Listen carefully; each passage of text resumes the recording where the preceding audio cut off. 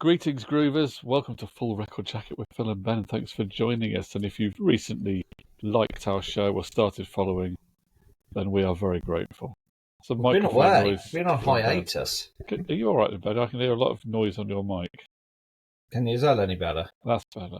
That's a little bit. Yeah, that's nice. Actually, Sorry, I was moving stuff around. I was saying we've been on hiatus for a few weeks, haven't we? Even though, like Tupac Shakur, we've still been able to release new videos, even though we've not been recording. Well, you went on holiday, you know. I did go on holiday. I would have recorded new shows if you wanted to, but you decided you'd prefer to go to Thailand and be on a beach and eat scorpions on sticks and things. Can I just say, for the record, not one scorpion on a stick was eaten. No. And I was only on the beach for a couple of days because we did a lot of travelling. Because I drove 1,400 miles. I listened to a lot of playlists. Wow. I've come back for a break, dude. But I'm keeping the sunglasses on because I have got tired eyes. So, yeah, but apart from that, dude, all was good. All was good. You can keep the sunglasses on if you want. I mean, you don't have to. I could do, couldn't I? Would I look pretentious if I did that?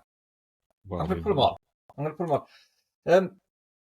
Yeah, I didn't find any record shops in Thailand, so I didn't come back with any records. I did come back. What do they do for music over there? Do they stream everything?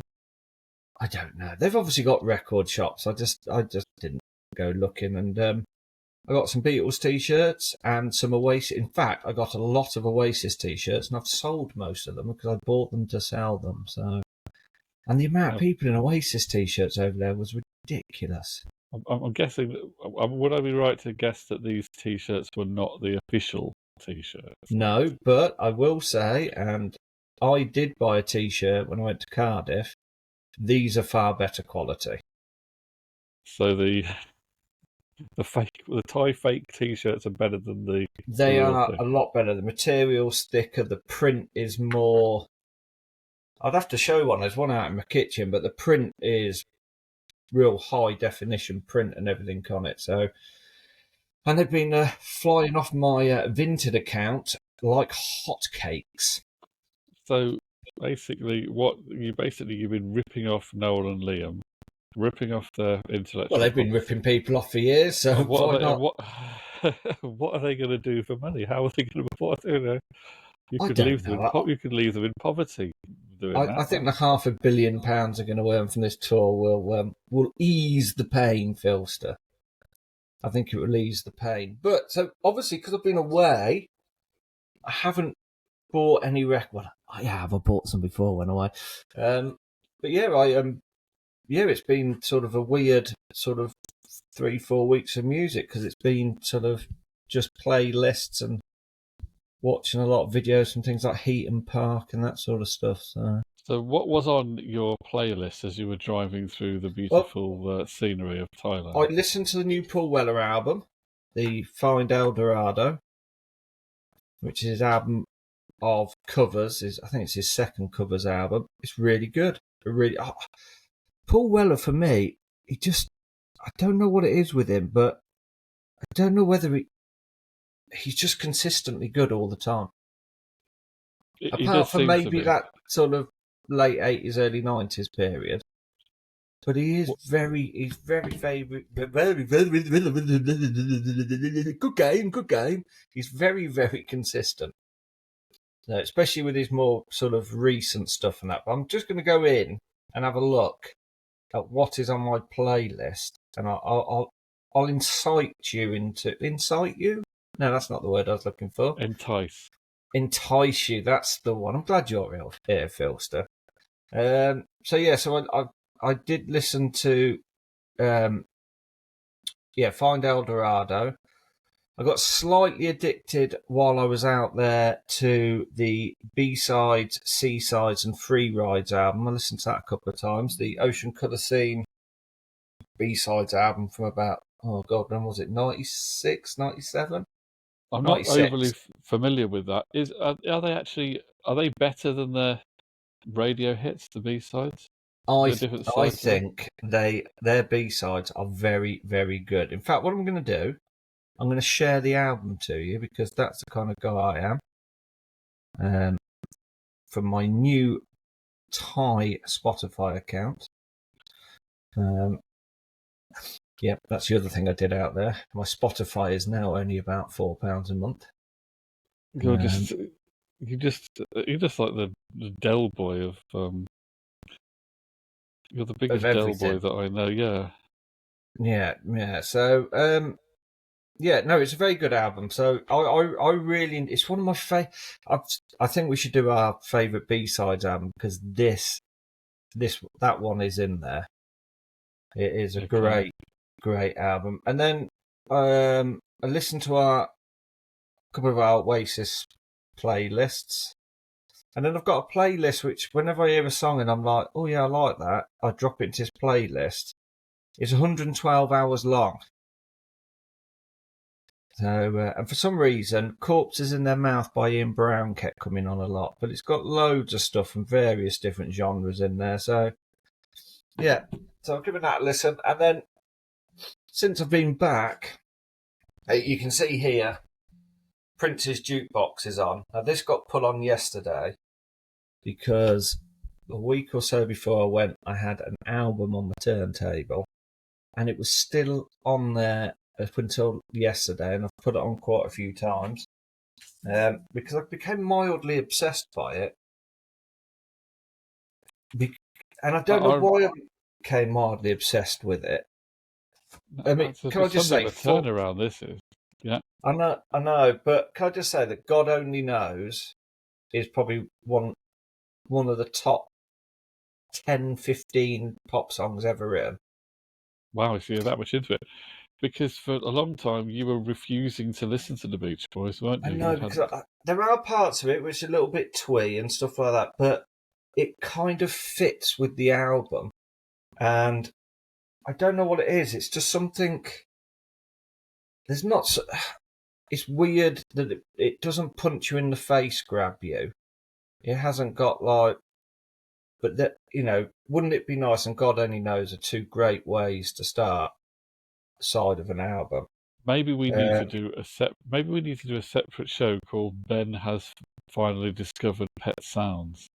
yes, we can do that. I won't talk any more about it because, I think we should. I think yeah, that I did. merits a little show I of its haven't. own. Yeah, I have enjoyed it. I haven't disliked it, and it's it's kind of a nice thing to have on in the background.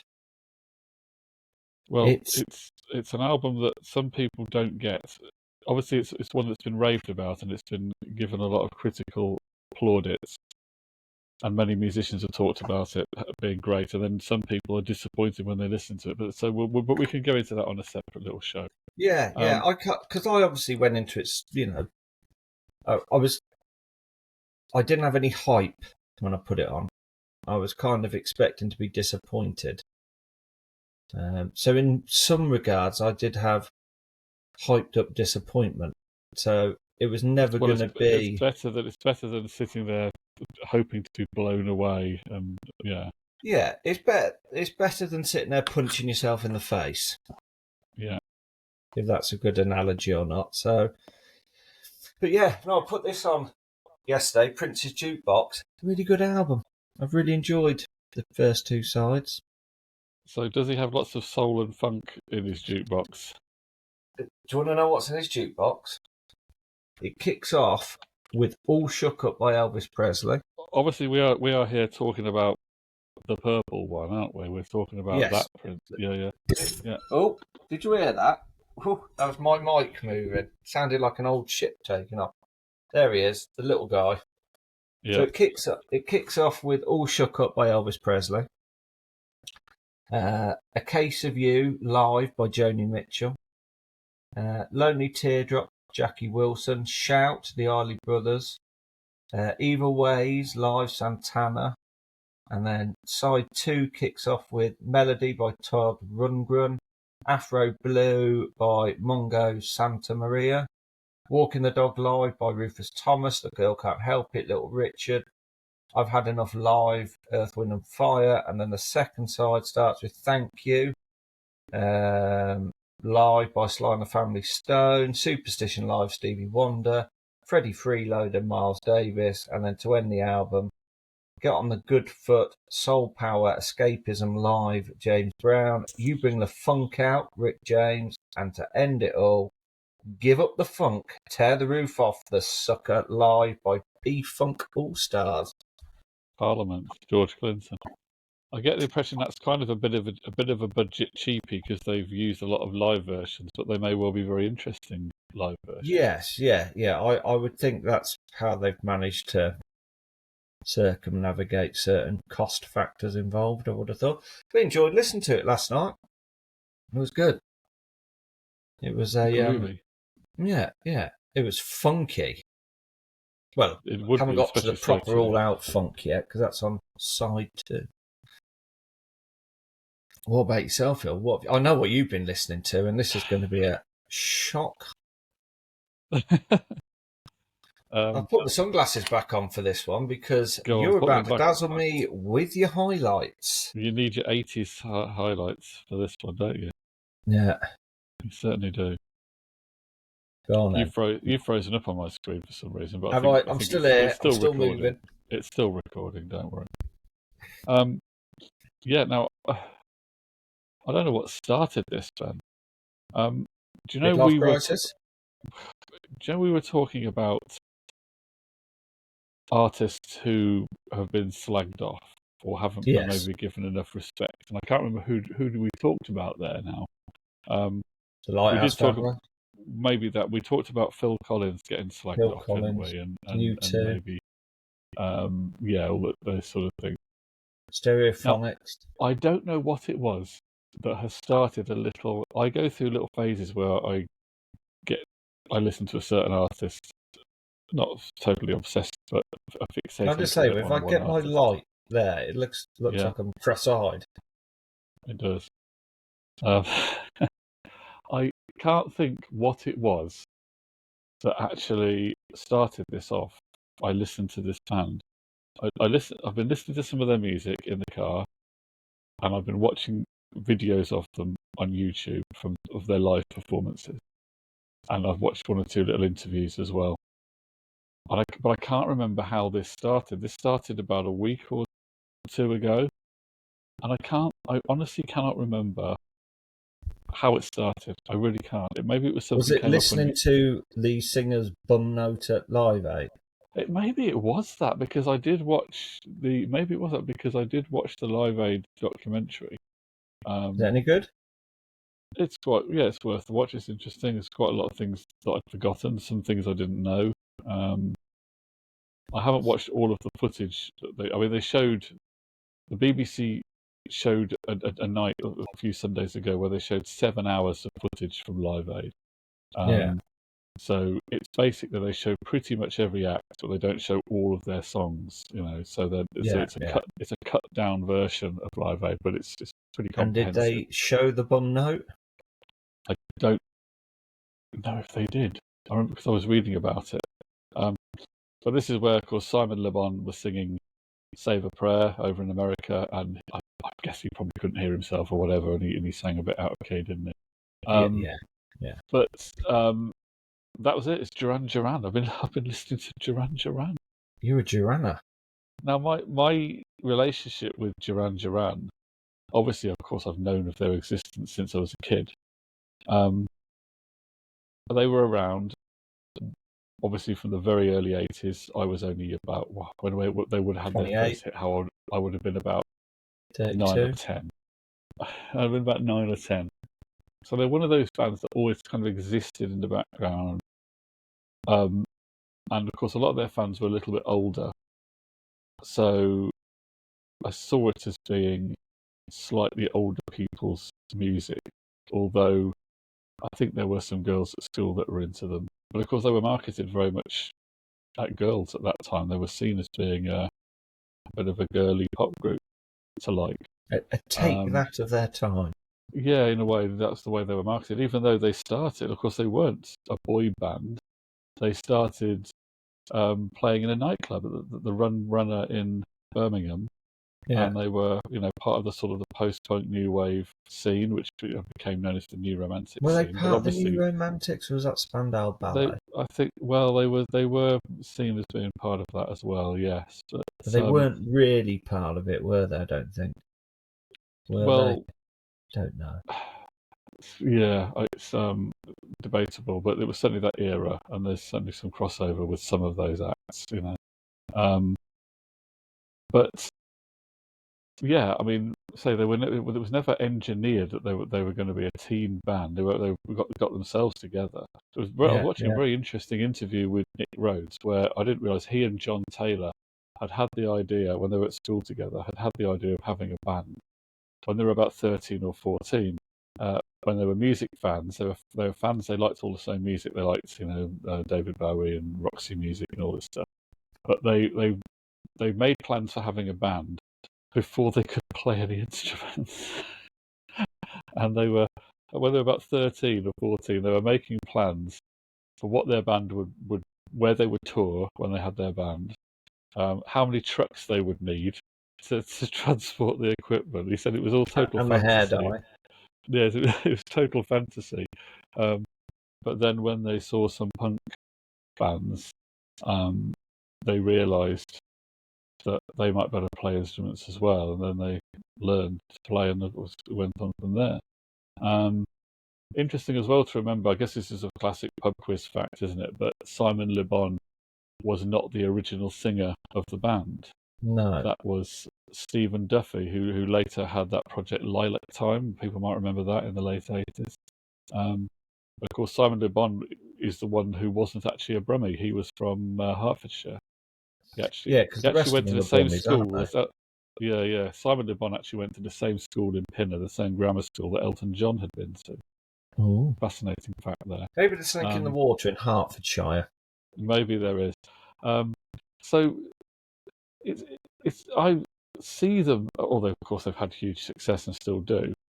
They are kind of a critical underdog in a way because they have been sneered at by the likes of NME, and they always used to be treated as being, they were, not a band that were taken seriously, because of their whole image Image. of, being married to models and yachts and hanging out with Princess Diana and all that kind of thing. They were living this pop star lifestyle quite conspicuously.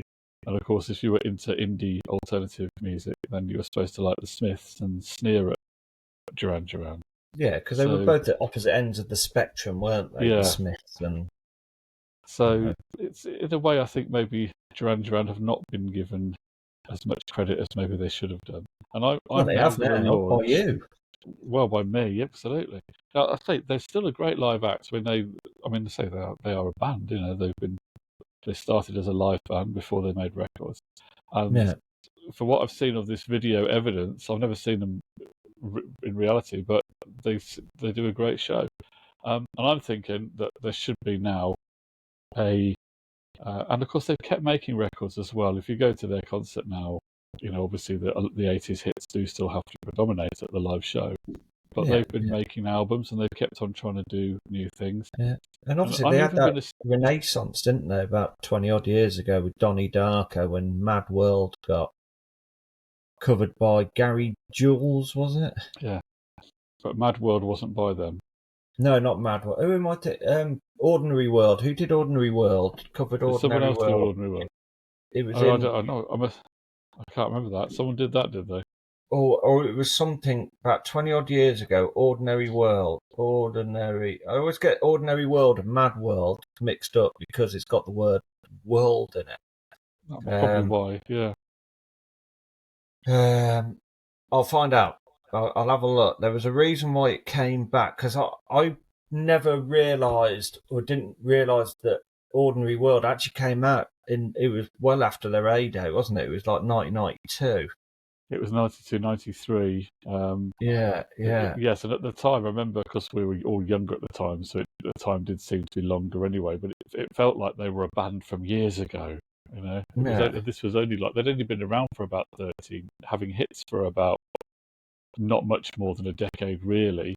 but they did seem like a band from the previous decade. You know, they felt like, particularly I guess with their image, their very 80s look. They in the early 90s they felt like a band that belonged back in the 80s, and it was a little bit Yes, yeah, difficult they for did, them to yeah. navigate the 90s. Because I remember around 2000. Oh, here we go. Aurora released a trance version of it.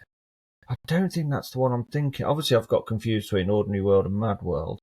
But there was something because I remember when it came out. Then when I realised, because I didn't realise at the time, like 20 odd years ago, that it was a Duran song. I've heard it on the radio, but never really paid much attention.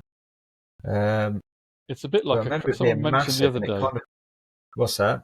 Sorry, somebody mentioned the other day. I saw someone mention that Ordinary World is a little bit like a Crowded House song as well. It's also got a little bit of Yeah, that I edge can to it. get that.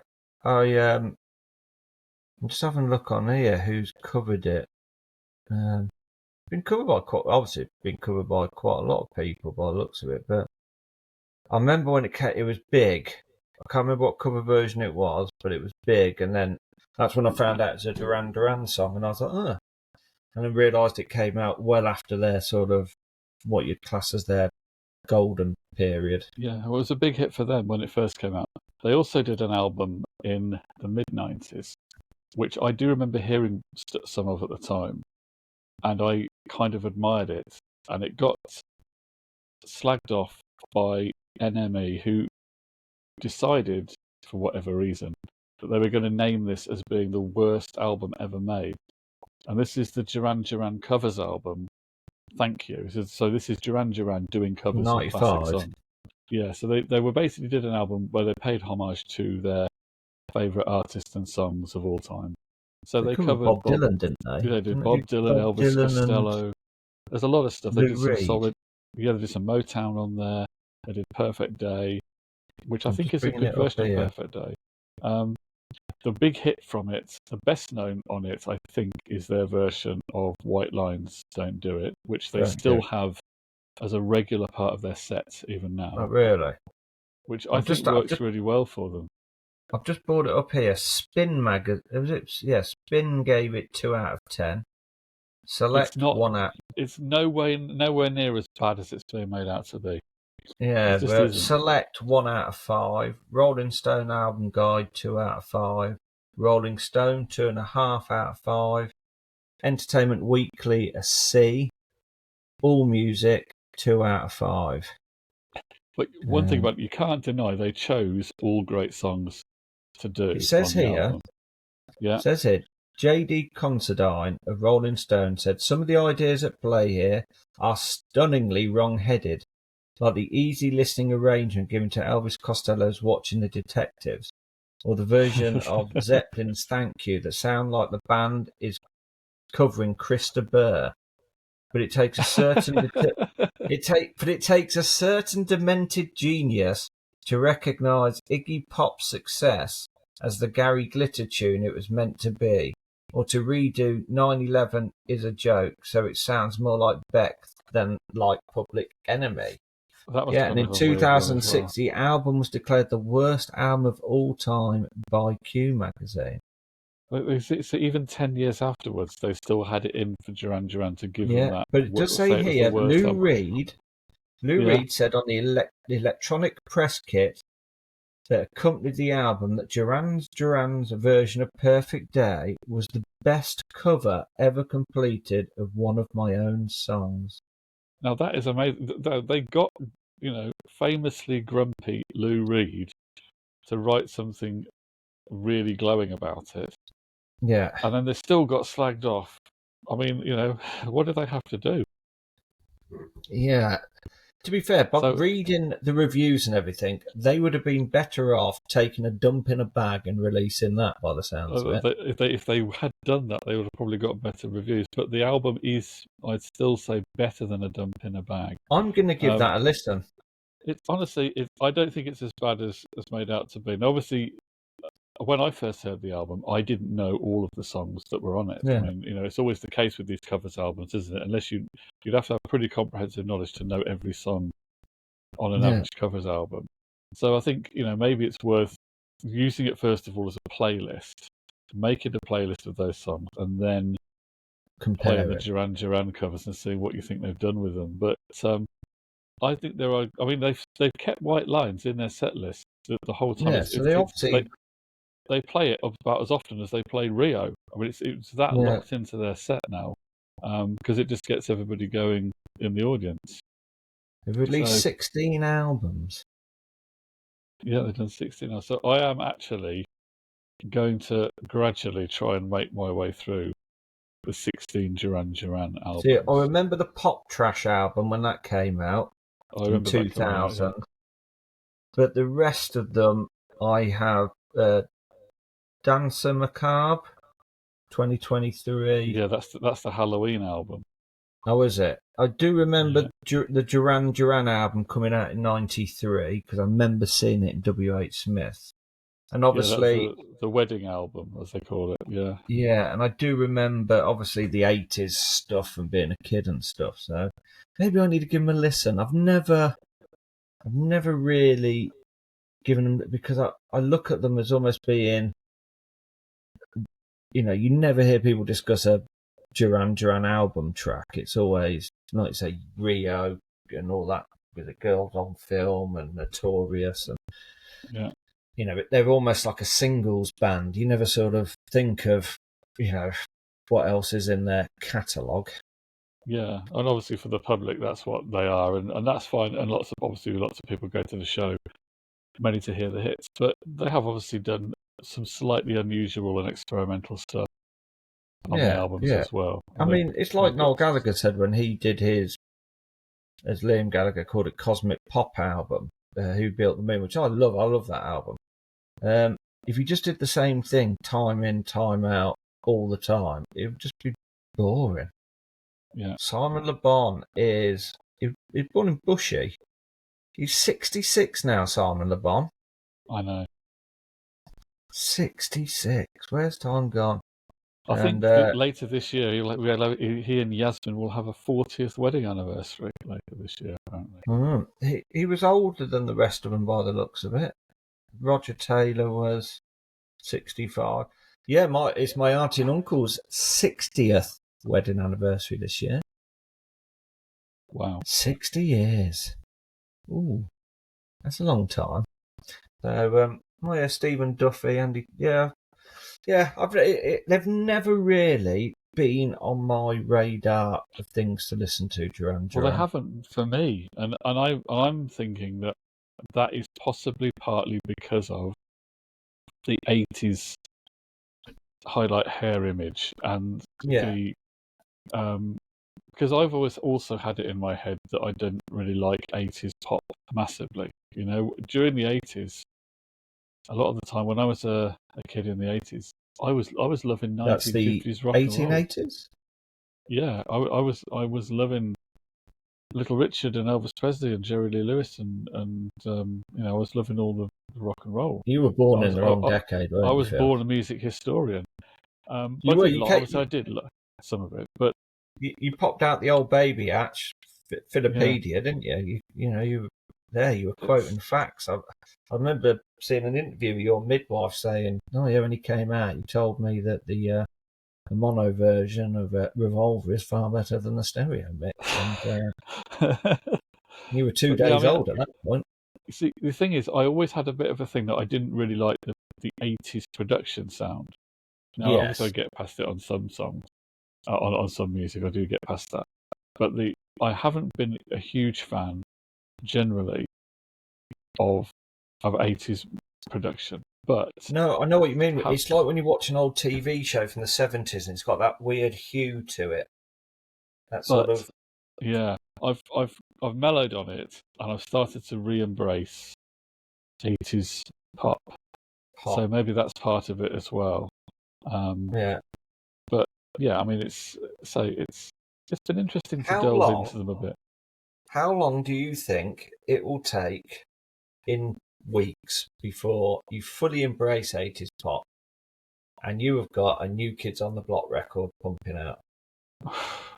Who knows how long that will take? I did hear not long ago. I did happen to hear You mentioned New Kids on the Block. I did Hanging hear Tough. that's the one. That's the big one, wasn't it? When they Yeah. started, Hanging um, Tough. they didn't last very long anyway, did they? But They're still it going now. was They reformed. They're touring and everything. Oh, Donnie Wahlberg got the. Oh, my really mind. they've done it. That. Yeah. They Well, came back. Jordan Knight and it was Donnie pretty. I thought it was. Wahlberg. I thought it sounded pretty dated and corny. Yeah, well, a lot of that stuff does from back. It was well. That's It's very. It's contrived, isn't it? It's boy band yeah, stuff. It's yeah, very and contrived. and that's why things like the Smiths, Stone Roses, Happy Mondays, U2 are still great now because they don't have. I mean, they've obviously got some sort of 80s production on them, but they sound like they could have been made today. If that makes any sense whatsoever. They don't feel dated. It's a bit like, and I know people are going to go, ugh, but it's like when you CWR, BBC CWR yesterday, after came out the football yesterday, the first song they played was Roll With It. And that's 30 years old, because it's 30 years this August since the Battle of Britpop. And Okay. it literally sounds like it could have come out yesterday. Yeah, Yeah. it wasn't really of its time, but it was just very. Yeah. Yeah, Yeah, where it was like 80s production. I know you had a lot of synths and all that sort of stuff. But yeah, even like Led Zeppelin and that don't really sound, unless you've got a real thingy ear. But there's a lot of, there's certain stuff like, you put on Mud or whatever, and you know it's from of a time. But I think that's what makes great music great music is all music is good. It's a bit like a football analogy, as all these musicians who are in bands, whether they're making what we deem as rubbish music or they're making excellent music, the margins are so fine. And it's like the difference between a team at the bottom of the league and a team at the top. They're all great players. They're better than I'll ever be. But the margins are so fine that that's what makes something better than something else. You can hear those little differences and the quality sort of seeps through in the end. That's my philosophical angle on it. Anyway, dude. But yeah, it's a I don't find that. Yeah, that sort of 80s stuff, because it wasn't overproduced, it wasn't over synthesized, that it doesn't date. I heard "Wannabe" by the Spice Girls while I was away. I can't remember it was on it, and that sounded very dated. I remember it does hearing it about sound. 15 years ago and thinking it sounded dated. It does a But little bit, doesn't it? But it also sounds. But again, it also sounds a bit contrived, doesn't it? yes, I yeah, think there's something about it. It's been put together to introduce the girl band, and yeah, it's yeah, been written for yeah, that rather than the result of any great inspiration. I think. yeah. And I think that's I may be what totally wrong about that song. Maybe it's an inspired work of artistic genius, but I'm not you're not really wrong, hearing Phil. it. No, you're not wrong. You're not wrong. So, yeah, I will say one thing, Philster. It's good to be back. With it's and we will discuss pet sounds. We'll We get will. all we'll get all sort of deep and meaningful on that one, and then we'll discuss some albums that I did get before I left. Only a couple. There's not many because I know we discussed some. I'll give you a quick glimpse of one. You can go away and have a look. I got this. It's a soundtrack to a film called 5 Hectares. I think it's a French film, I think. But it's done by Bobby Gillespie of Primal Scream. Okay. I don't know this. No, well, I didn't know it either. But yeah, Bobby Gillespie. I take all songs written by Bobby Gillespie, so he has done the full soundtrack for this album here. So 5 hectares. So five what is that all hectares. about? I don't. Let's have a look.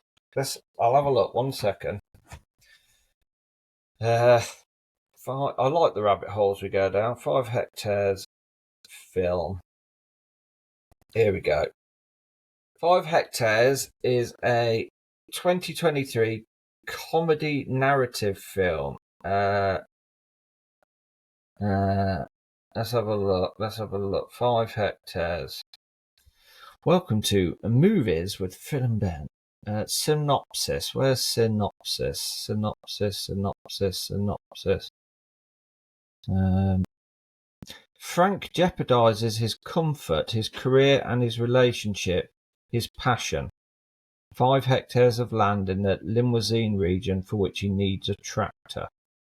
And let's see if I can find a little bit more detail on it. Oh, that's in French. Oh, I can't. Can I try? I can't speak French, Phil.